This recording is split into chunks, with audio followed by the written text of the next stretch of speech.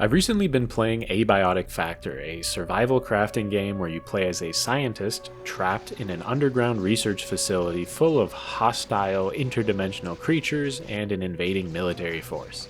That is to say, it's survival crafting Half-Life, which it turns out is a great combination.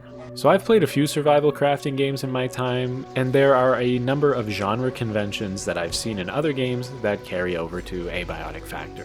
A main one that I want to talk about is how these survival games treat danger versus safety.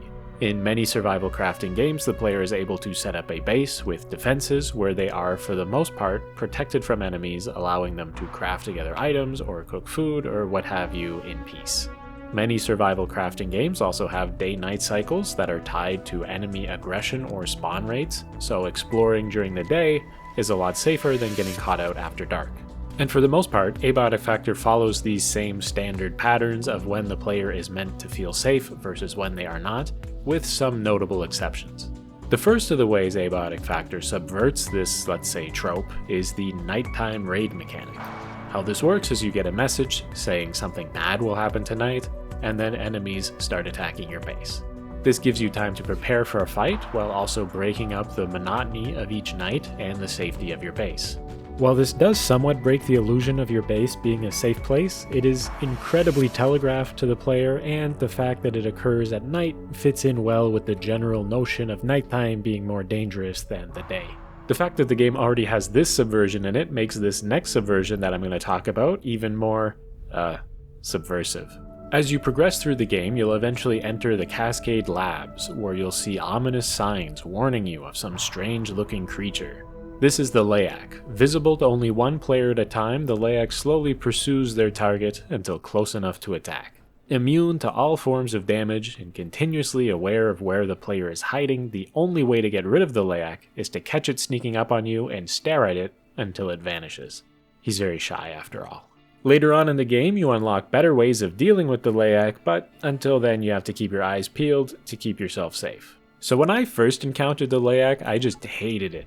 I'd be in my base crafting stuff or sorting through my items, planning my next move, and suddenly I'm getting mauled to death. Or I'd just be reading the lore compendiums about some newly discovered creature I've encountered, and then I'm getting jump scared by a wheezing mass of tentacles.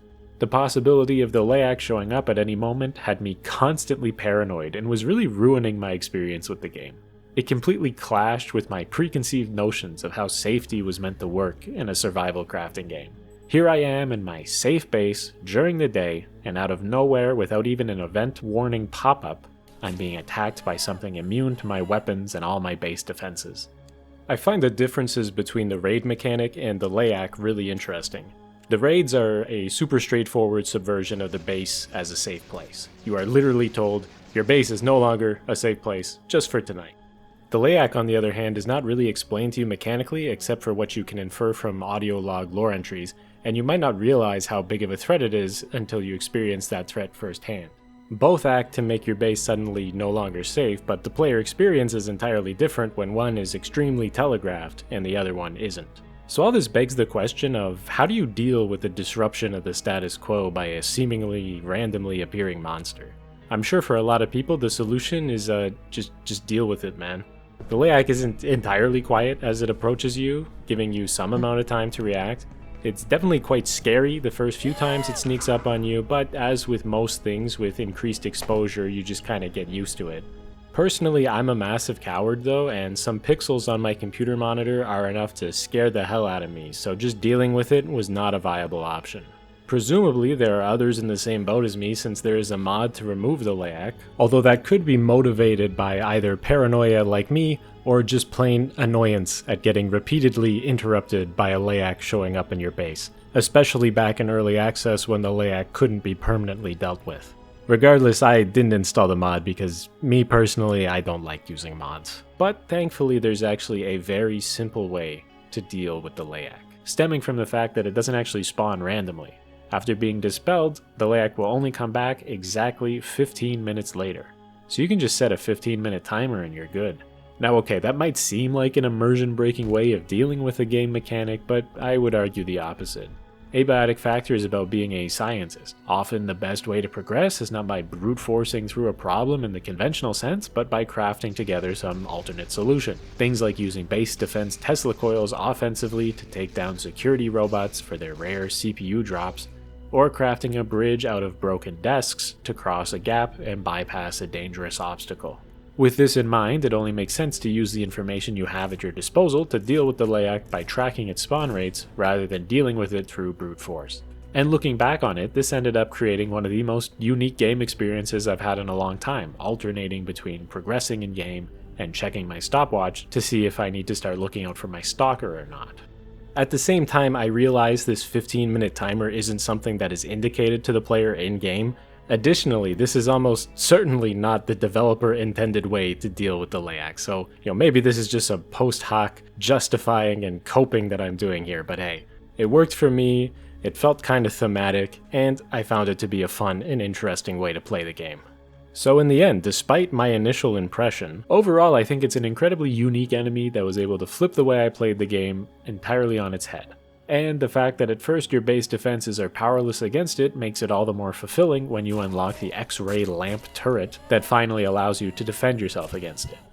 To compare Abiotic Factor to another survival crafting game, recently you might have seen a bunch of videos and articles coming out about Minecraft, quoting one of the devs who said that the Creeper, the most iconic enemy in the game, wouldn't be added today. The explanation given being that it essentially breaks the rules and conventions of the game, and because of that, if it weren't already an established part of Minecraft, it would be really controversial to throw it in now, almost 2 decades after the game began. I think there are some interesting similarities with the Leyak here. Of course, it's not a one-to-one comparison because Minecraft has such a massive audience with expectations built up over so many years when Abiotic Factor has only just come out of early access. But both enemies behave in a way that sort of defies the rules of the game. For the Creeper, this is the literal game design rules the devs use, whereas for the Leyak, these are the conventions of the survival crafting base building genre. Breaking these rules leads to both of these enemies being somewhat frustrating and controversial, but at the same time that's kind of their appeal.